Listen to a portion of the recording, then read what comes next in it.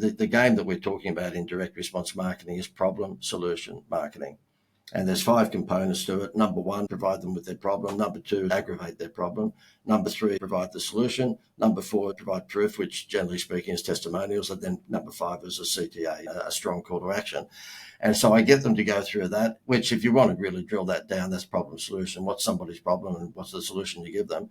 But the thing that I teach them, and not many people use, it's crazy. Ben, you're going to laugh because I'm sure that you use it and you've seen it used all the time. They don't use either scarcity or a time limitation. So I always say to them, look, if we have a special package, if they get in by Friday at 5 o'clock, they get a special deal. Welcome to the Renegade Lawyer Podcast, the show where we ask the questions, why aren't more lawyers living flourishing lives and inspiring others? And can you really get wealthy while doing only the work you love with people you like? Many lawyers are. Get ready to hear from your host, Ben Glass, the founder of the law firm Ben Glass Law in Fairfax, Virginia, and Great Legal Marketing, an organization that helps good people succeed by coaching, inspiring, and supporting law firm owners. Join us for today's conversation.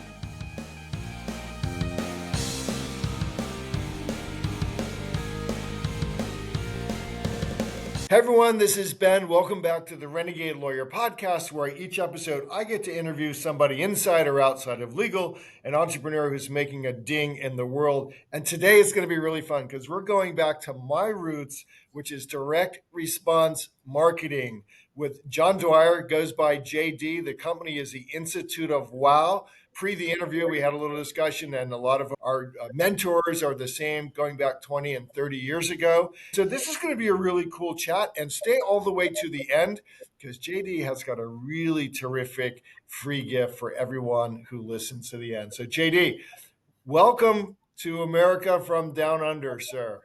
Thank you, Ben, and I love the way that you did the intro. Already, we're only 2 seconds into it, and you've done a direct response trick. You said, stay to the end because we're going to give you something. Yes, it's embedded in my DNA as law firms who are not the top spenders in the market, able to spend millions and hundreds of millions of dollars building our brand.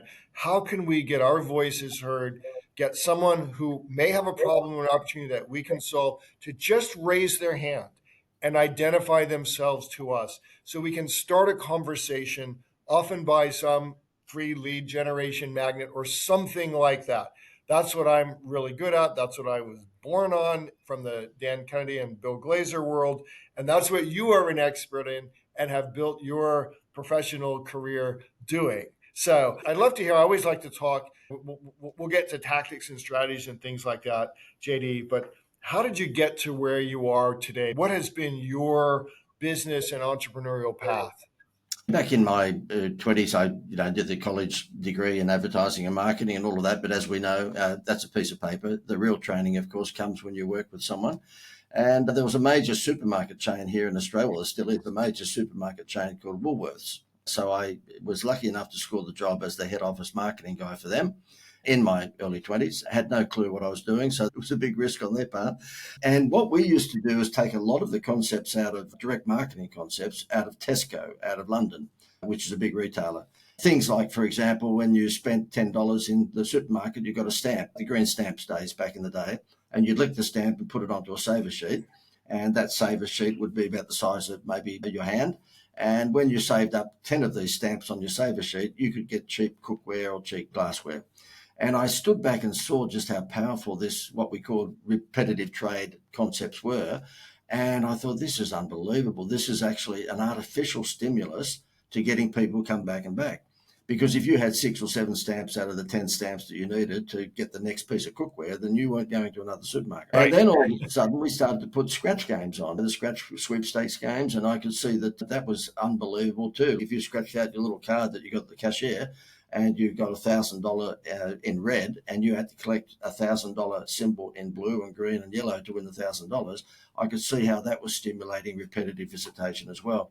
And so I left and set up my own business, which was called the Dynamic Ideas company at that time. What we did, we provided those sorts of concepts that I learned how to do at Woolworths. We provided those to businesses of all sizes. And then, just went from there. Where I grew that business and we sold that. And these days, much the same sort of business. It's called the Institute of Wow. Before we went live, you and I were talking about our own personal histories in our marketing education. And One of the things that's evident is that there's a lot of young people. There's young lawyers, there's young marketing assistants that are helping law firms who may not have ever even heard the term direct response marketing. They understand terms like social media and Facebook ad campaigns and things like that. And to a certain extent, they may have heard about branding and getting your name out there. For all of that, JD, let's define some terms.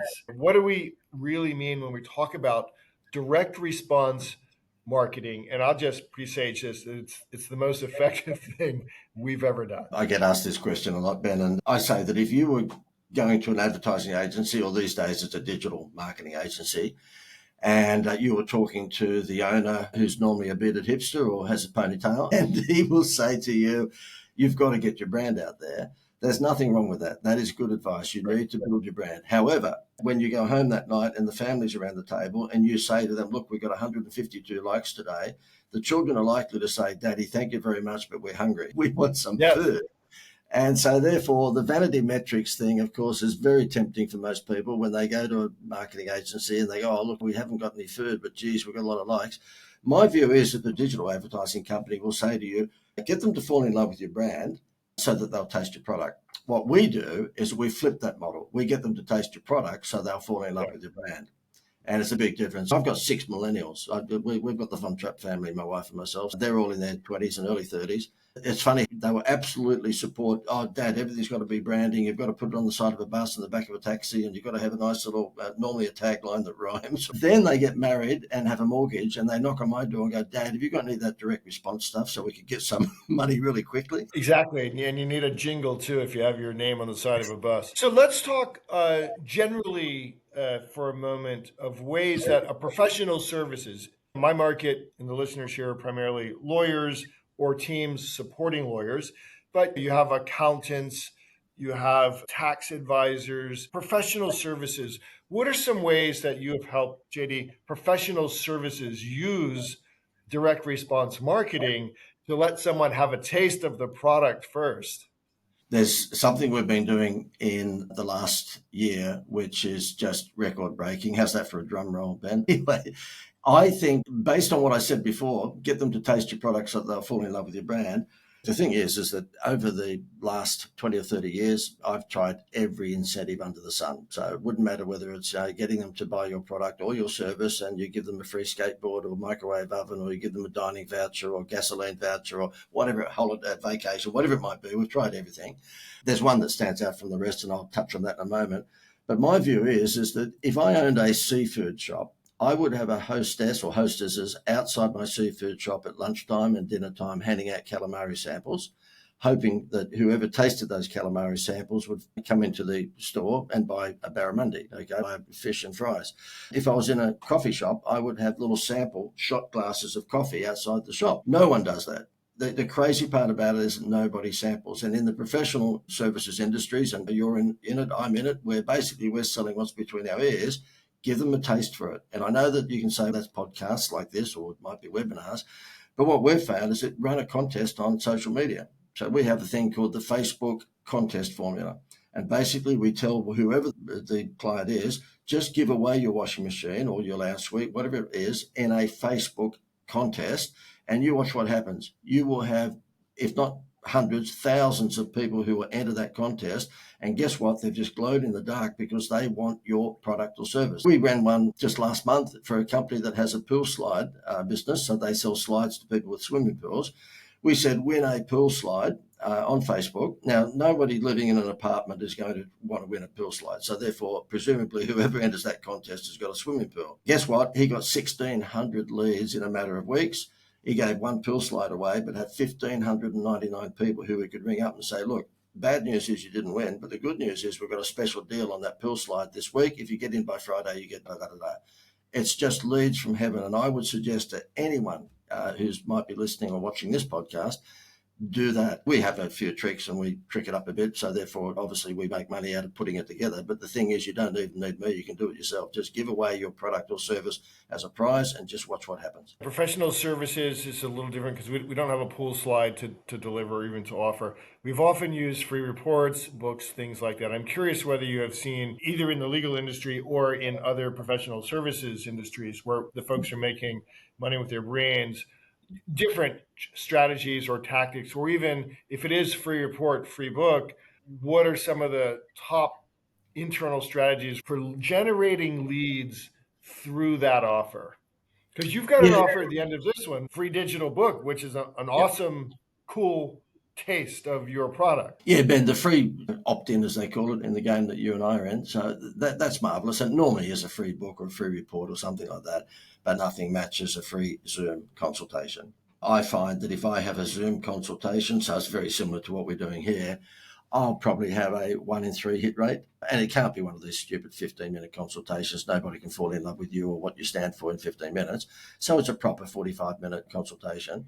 I've obviously got to be careful that I pitch that to the right audience, because if I pitch that to startups, then I'm going to be wasting a lot of my time. But I have about a 1 in 3 hit rate out of that. And I know that if I was to give that to one of the 2 sales guys that I have selling our package promotions, they would have a 1 in 10 hit rate, because they just don't have my history. In my instance, they're getting to talk to the guy who dreamt all this sort of stuff up. Whereas if I pass that on to one of my sales guys, they'll have a 1 in 10 hit rate.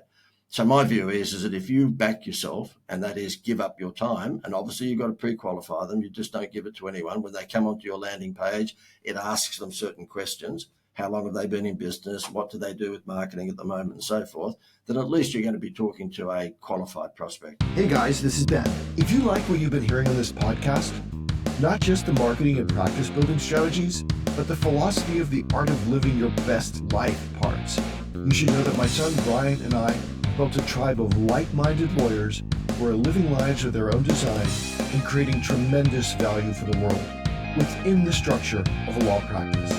We invite you to join us at the only membership organization for entrepreneurial lawyers that is run by 2 full-time practicing attorneys. Check us out at greatlegalmarketing.com. Let me go adjacent one space here, because you brought up something that's interesting and it's applicable in professional services practices. You talked about your sales team and training them and getting them. My question would be, how do you get them to move towards your level? Because yes, you have this ton of experience, but truly every sales call that maybe they're doing may be costing you money. So what are some of the ways that you and your team have trained your own salespeople? In law, we would say the intake team, right? The sales team, to really step in and be your voice. Ben, it's very hard. You're either a salesperson or you're not. And don't get me wrong, of course, this training can improve their performance. I guess aside from getting them to digest a lot of the case studies that I've got, when you reach the age that I am, because I'm a baby boomer, then you've got quite a few case studies under your belt. And I always say you can predict the future if you look at someone's past. I'm not saying you can predict the future, absolutely, but you can predict the future if you look at what they've done in the past. So I make sure when a sales guy comes on, and we've only got 2, we're not a huge company by any means, but if I've got 2, I will get them to absolutely digest all of the mantra that we've got. First of all, the game that we're talking about in direct response marketing is problem solution marketing. And there's 5 components to it. Number 1, provide them with their problem. Number 2, aggravate their problem. Number 3, provide the solution. Number 4, provide proof, which generally speaking is testimonials. And then number 5 is a CTA, a strong call to action. And so I get them to go through that, which if you want to really drill that down, that's problem solution. What's somebody's problem and what's the solution you give them? But the thing that I teach them, and not many people use, it's crazy. Ben, you're going to laugh because I'm sure that you use it and you've seen it used all the time. They don't use either scarcity or a time limitation. So I always say to them, look, if we have a special package, if they get in by Friday at 5 o'clock, they get a special deal. And you know what? That doesn't happen too far. Well, I haven't seen it happen for too many industries. And you and I have grown up on it with Dan Kennedy and everything else. But by the same token, give them a special deal, but it's only available till Friday at 5 o'clock. The moment that I give that training to the people who've been working for me, they double their conversions, double. So they'll say that this particular program, whatever it might be, we have insured prize promotions. So therefore we teach people how they can have $1 million prize but it would only cost them $20,000. Okay, they're basically Deal or No Deal and Who Wants to Be a Millionaire, all those TV shows. Basically, the prizes are given away by Lloyd's of London. All right, so these are big Elvis found headlines. Win $1 million if you buy a product this week. So we teach businesses how to do that, and we put it together in a package so they just don't have to worry about it. That's all done for them. If I say, look, that package is normally $9,500, but if you get in by Friday, it's $7,500. It'll double their conversions. How much of your training of these up-and-coming salespeople, JD, is devoted to teaching them how to ask curious questions that really leaves the prospect feeling like, oh my gosh, I never really thought about that, and I don't even have the answer. Can you help me? Because we found that to be really effective, both in selling great legal marketing memberships, but also in selling to automobile accident clients or disability clients who call us. It's almost like the salesperson doesn't need to be an expert in everything that you just went through, as long as he or she can ask a curious question, can listen with empathy, and can enter the conversation that is in the prospect's head. Do you spend time teaching that? I guess my simple version of that is telling them, for God's sake, get onto their website and their social media platforms and find out everything about them before you talk to them. There's nothing secret now. The thing is that my generation, the baby boomer generation, we came from a world where basically no one knew anything about you into this world that we live in now. They know what we had for dinner last night because there's this insatiable appetite to take photos of wherever you went for dinner. So I just keep on saying to these people, look, do not start behind the pack. Make sure that you check out normally their website and their social media platforms. You can go a bit deeper, but that might be called stalking. But just check all that stuff out before you talk to them. And they will be mighty impressed when they know that you know what they are. Dan Kennedy often writes and talks about how surprised he is that the salespeople who are pitching him on a product or service haven't done exactly what you just said. He's a relatively famous guy, right? And easy to find out who he is, what he's doing, what he's interested in. And he is shocked at how few people actually go and do that sort of homework before pitching him on some product or service. And yes, it's the little things. Again, when we're marketing small biz and we're doing guerrilla marketing, direct response marketing, we have to do work. We're going to do more work than the guy who's just whipping out his credit card and spending $1 bazillion on big branding. I know you have a story. You have a really interesting story with Jerry Seinfeld and how he helped you smash sales records for a particular company using direct response marketing strategies. Let's talk about that for a minute. Ben, I'm glad you brought that up because I thought, how am I going to name drop Jerry Seinfeld? Ben did his research. Well, it's funny. It's spooky that you should bring the question that you just brought up because I did do a lot of research on George Shapiro, who was Jerry's longtime manager, who only just passed away about 18 months ago. And in order to get his attention, I actually dug deep and found out everything about him. And the fact that he actually produced a little movie called The Boys from the Bronx back whenever it was, 10, 15 years ago. And when I first spoke to him, I could actually recite all of that background of his history. And it just made such a difference. He just said, oh, okay, that's interesting that you've checked me out. I mean, didn't need to check Seinfeld out. Everyone knows everything about Seinfeld, but this was his manager. And how it came about, Ben, is I had a client here in Australia called the Greater Building Society. So they're a bank. And what they wanted to do is sell more home loans. And I said to them, look, if you think that price discounting is going to win, then you must be on drugs. And they said, what do you mean? I said, you're up against the Wells Fargo banks in Australia. Now, they're not called the Wells Fargo in Australia, but they're that size bank. And this building society, whilst it was the 250th biggest business in Australia, it was nowhere near the size of the Wells Fargo. And yet they were on television with a traditional advertising agency and on social media every day saying, get a home loan for 6.2% or whatever it was. Guess what? The Wells Fargo would be 6.1% within 5 minutes. It'd be like a corner store taking on Costco and thinking they're going to win on price. And so therefore I said to them, look, I've been doing some TV infomercials for a travel discount company. How about I actually introduce you guys? And instead of giving a 1% honeymoon rate, which every bank does when you go and get a home loan for the first time, why don't you devote that 1% and give it to the travel company and they'll give you a discount travel product. And they went, okay, smart aleck, we'll give this a shot. So this is pre-Seinfeld. We came on TV and we said, get a home loan from the Greater Building Society or swap across from the Wells Fargo to the Greater Building Society and we'll give you a free vacation. They tripled their home loans within the first 3 months and they quadrupled them within 18 months. The thing went nuts. And this idiot who you're talking to did not do a door deal. I did a consultancy monthly fee. If only I had got 0.1% of anything, I would have bought Fiji, I think. So anyways, it turned out this thing went for about 3 or 4 years and it broke record after record. And then the general manager of the company said, okay, smart Alec, it looks like you've earned your stripes. We've picked up all the low-lying fruit. What's next? And a friend of mine had been doing a campaign down under for an insurance company with Billy Connolly, the Scottish comedian. And I said, how did you do that? He said, look, we just gave him $1.5 million and wherever he was in the world, we just took a camera crew and got him to do the commercial. Then we packed up and came back to Australia. So I thought, that doesn't sound too hard. And I got the bank to put out a survey of who did they think would be a good celebrity or sports star to promote their product. And I'm hoping it was going to be a star from down under. Guess what?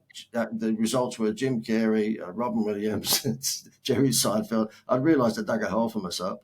And so anyway, I chased Seinfeld for about 6 months. He's harder to get to than the Pope until I came across George Shapiro, his manager, and I did what I told you. I researched him. So when we did get on the phone, I knew his history. And he said to me, leave it with me. I'll put it to Jerry. And to my surprise, Jerry said yes. So therefore, we had Jerry Seinfeld for 3 years as the spokesman for this building society, coming on Australian TV. I'd fly to New York and we'd do all the commercials throughout that 3 years. And he would come on TV down under and social media to say, get a home loan, get a free vacation. And if the home loan figures were not good before he came on, they went through the stratosphere. It went from good to unbelievable. And this building society, who pretty much was unknown to a lot of people in Australia, all of a sudden became a global brand overnight, courtesy of Seinfeld. And an underlying principle of that I want people to hear and listen to and maybe go back and listen to again is that you made it easy for Jerry Seinfeld to play with you, right? Yeah.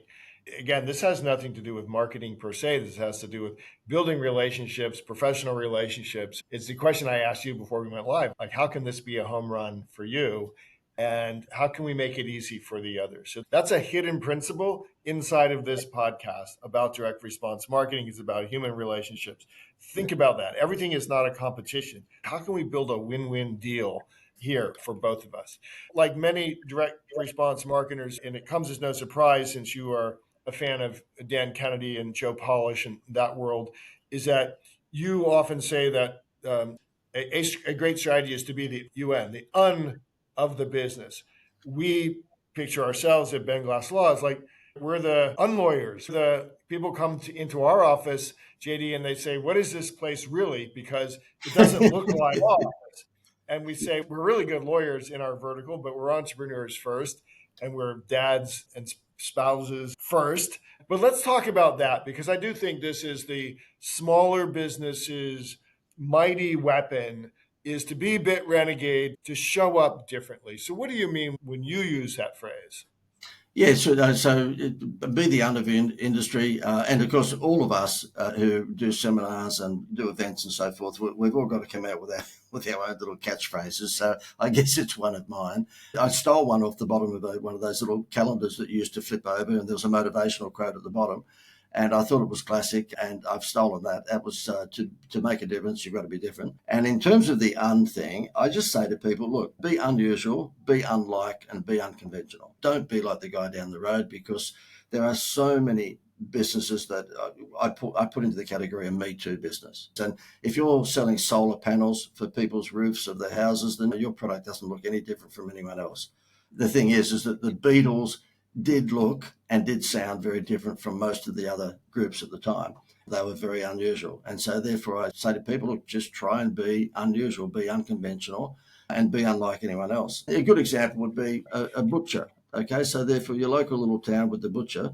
We lived at one stage in a little town here in Australia. It was Andy Griffith style town, and so therefore it had a little main street, and we lived on 14 acres, and we moved from the city to the country. Remember Green Acres on TV? Younger people won't, but Green Acres was a city couple. Right. Anyway, so therefore there was a butcher in town, and he said to me, listen, can you help me, JD? There's another butcher that's sitting opposite me, and he's always cutting my prices. And he said, so therefore is there any chance that you give me a hand? I said, the guy across the road closes his door to keep the air conditioning in, and visually that's an impairment. Why don't you make sure that you buy the air conditioner where it shoots all the air down at the door and leave your door open? We have a pretty warm summer here in Australia, okay? And I said also, why don't you have a sausage sizzle outside your butcher shop every day? You or one of your staff have got the chef's hat on, you're dressed up like the proper barbecue guy would be dressed up. Guess what? When my wife went in to pick the kids up from school, what do you think the kids said? They didn't say, oh, look, we've got to get home to play football or whatever it might have been. They said, Mummy, are we going to Daryl's Butcher Shop, it was called, because they knew they could get a free sausage sizzle. Where do you think Gail bought all of her meat from? Now, he was unusual. I'm not gloating over this, but eventually the other butcher shop across the road about a year or so later went broke. They closed up and it became a pharmacy. But he was selling pretty much the same product. But what he did was that he was very unconventional in the way that he marketed. You probably worked with lawyers. You certainly have paid lawyers. How many are unwilling to do what you just said? They went to law school, and law school teaches you how to play inside the lines. The profession here, and I'm sure it's the same in Australia, teaches lawyers how to play inside the lines. And yet, if they can figure out, how do I be un? And I think that being un can be as quote little as showing up and telling your story, right? Because everybody has their own separate, unique, special story. Being un can be like our processes are different. One of the things my son did, we were seeking referrals from chiropractors. And so he had lunch with about 10 or 12 chiropractors, and he asked them, tell me what you think about lawyers. Tell me what your biggest headache is. What do you hate about lawyers? And they all said pretty much the same thing. And so we then directed our marketing back to these same chiropractors and said, here's how we run our business. And this is how we have solved for the thing that you hate about lawyers. Literally, JD, probably $400 of lunches led to $100,000 of attorney fees because we showed up on. Yep. And also, too, what you did there was something that most businesses don't, and that is you collected data. I'm absolutely flabbergasted in this information world that we live in, when everybody can see what Amazon did. You go to any restaurant in the world today, you can spend $100, $200, $500, and they don't know who you are. McDonald's don't collect data. They've got a QR code at the counter if you want to go to that trouble, okay, and they've got apps and so forth, but try telling an over 45 what that's all about. The crazy part about it is we have a restaurant called the Lobster Cave as a client, and they're a very expensive seafood restaurant. We saved him $750,000 a year on all of the advertising he was doing by just giving 50 cents to every waitress or waiter when they collect the name and contact details of whoever had lunch or dinner there.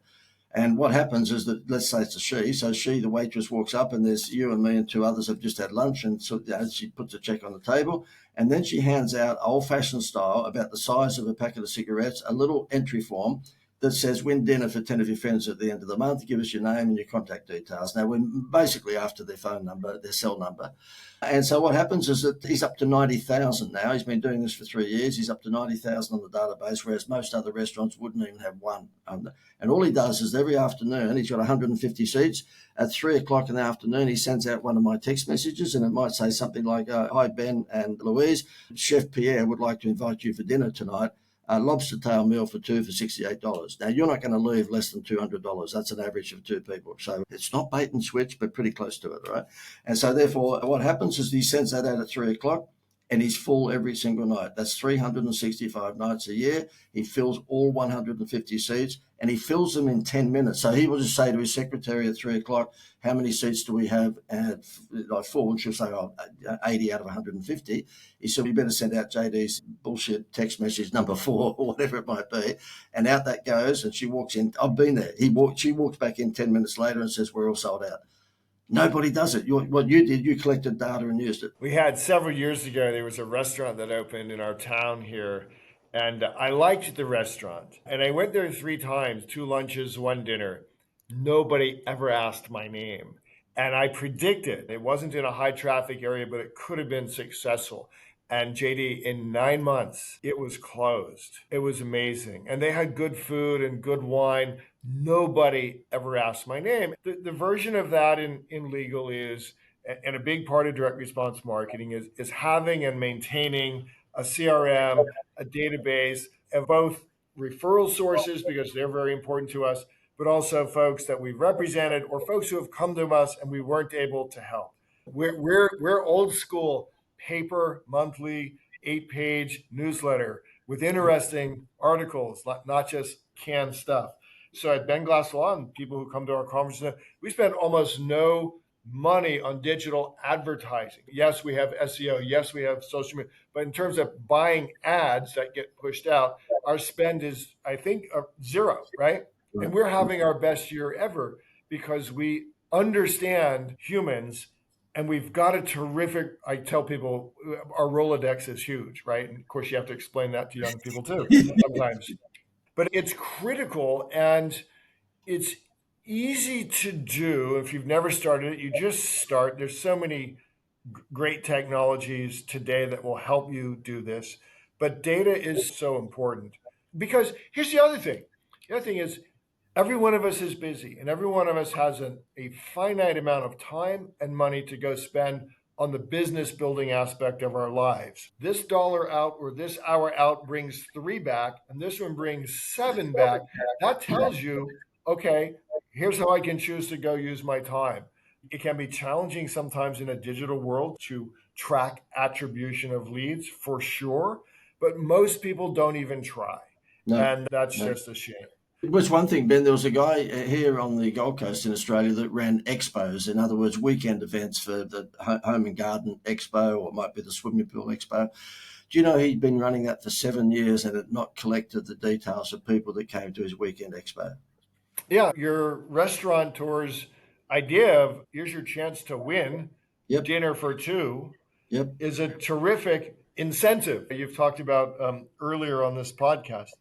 And by I'm the way, Ben, curious. the waitress gets 50 cents for every one of them. So therefore, Yes. the whole idea is to incentivize her. So when she would put the check on the table, she'd stand there. So she'd have a pen in her hand out 4 entries. And she'd said, because they go, oh, we'll fill that in. She said, no, let's do it right now. So therefore, she had almost 100% hit rate because she stood there and watched them fill the form in. Yeah, it's amazing how the attitude of employees can change when they have their own incentive for asking the right questions of callers, or in this case, folks who were sitting down to have a meal. Again, in the legal space, that's a huge bucket, a huge hole in the bucket of many law firms is they get these calls, they find out the call isn't really a case that they handle, and there's nothing else done with the data. There's no attempt even to collect name for a newsletter or even an e-newsletter, which is challenging, or anything at all like that. That's a matter of training and then having some technology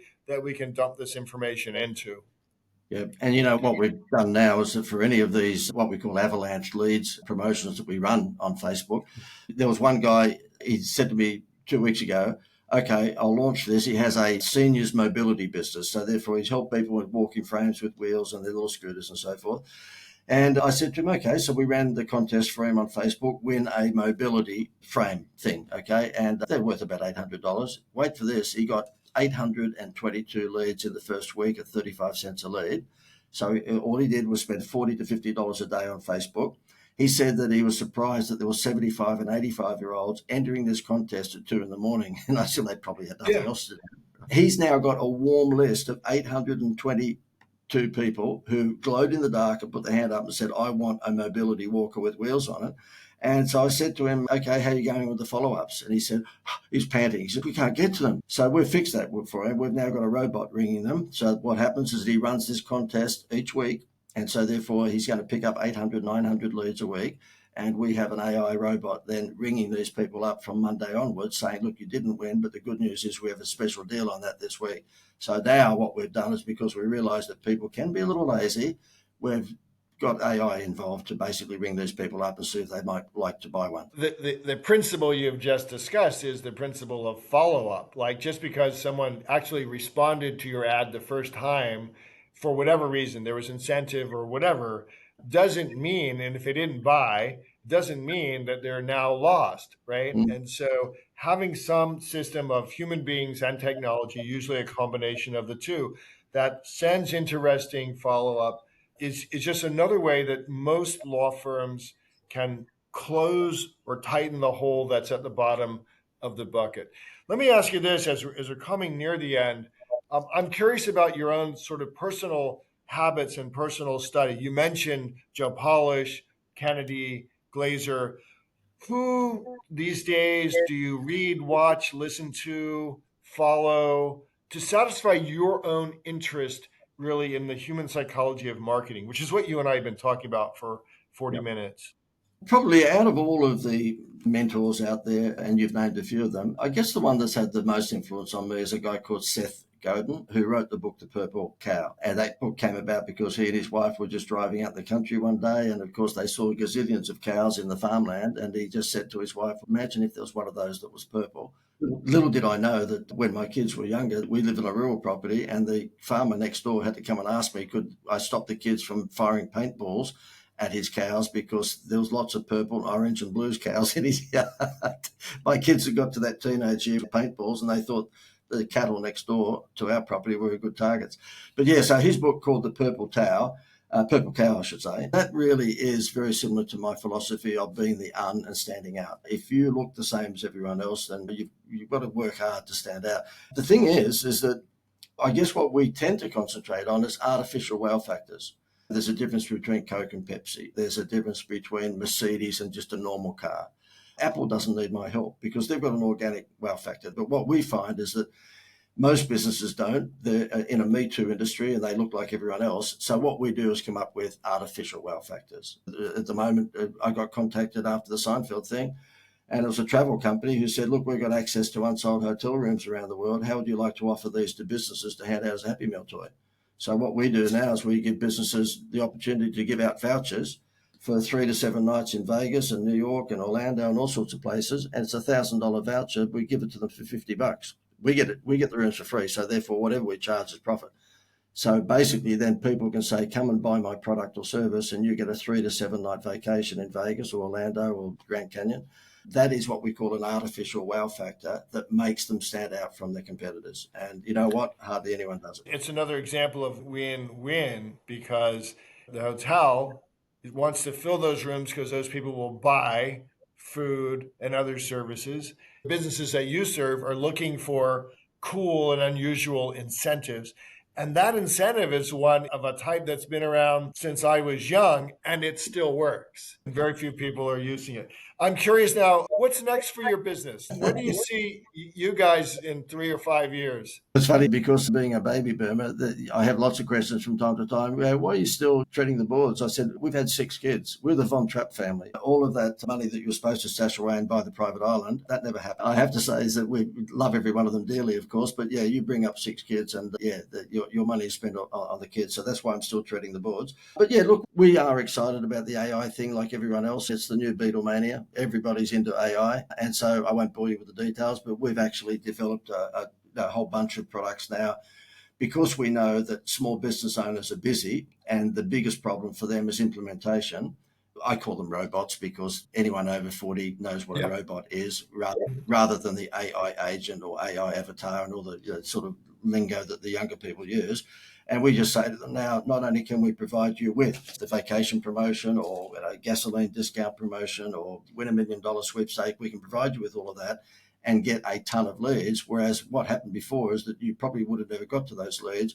We now have the robots that get to the leads for, and you would swear blind that they were human. You do not have a clue that this is a robot. I have heard some of the newest voice AI technology, and it is scary. It is so good. And we've trained some computers on my voice using hours and hours of presentation video, and it is scary. I tell my kids I've written my eulogy and I'll present it at my funeral because it's so real. Before we went live, you showed me a really cool book that you have an electronic version of, and I asked you if you would make that available to our podcast listeners. So talk about what the book is and how they can get it, because I saw it like, this is cool. As I said to you pre our podcast discussion, I had to write a normal, regular book, which is called The Avalanche Leads. But when I got into this webinar world, I was told, you've got to write more than one book. Oh, God, here we go. And so therefore I thought, if it's the Institute of Wow, which is my business, then I better write something that's a little bit bigger than the normal traditional book. And so being the idiot that I am, I came out with a book the size of a tabloid newspaper. It is. This is $420 to print. So that's not any profit for me. For me to print this book, it's $420 because it's leather bound with gold tip edges and all of this. And inside here is about 300 pages of case studies that worked, okay? And of course, I think somewhere towards the end of this, I show off with a guy called Seinfeld, but of course you wouldn't expect me to do anything else there. But the real value for anybody who's watching or listening to this book, it's called the Wow Manifesto, and it's a swipe file. I'm showing off here, but it's a swipe file from heaven, because what you're getting is all of the winning. I didn't put the ones that didn't work in here. I put the ones that worked, all of the winning case studies for around about 15 or 20 years. And yes, pre-digital and digital, everything's in there. At the end of the day, it doesn't matter whether the concept was 5 years or 25 years ago. It's the concept that works, the actual delivery of that concept, whether it be through social media or newspapers, then that doesn't matter. So therefore, oh, by the way, you probably want to know how to get it. Just go to wowmanifesto.com/gift. And the reason that it works is that human psychology and the way we make decisions and the way we think has not changed in thousands of years, probably. And that's why our students are students of the old stuff first. So, JD, thank you for making that offer to our listeners. And one more time, give the URL. We'll put it also in the show notes. And I just want to thank you for coming on the program today, because this has been, for me, really fascinating. I was born into direct response marketing, and it's rare to talk to somebody who actually understands direct response marketing today, as we're recording this near the end of 2024. Thank you, Ben. I'll give you the URL once again. So it's wowmanifesto.com/gift. Awesome, sir. Thank you, JD, for being on the program. My pleasure, Ben. All the best. If you like what you just heard on the Renegade Lawyer Podcast, you may be a perfect fit for the great legal marketing community. Law firm owners across the country are becoming heroes to their families and icons in their communities. They've gone renegade by rejecting the status quo of the legal profession so they can deliver high-quality legal services coupled with top-notch customer service to clients who pay, stay, and refer. Learn more at greatlegalmarketing.com. That's greatlegalmarketing.com.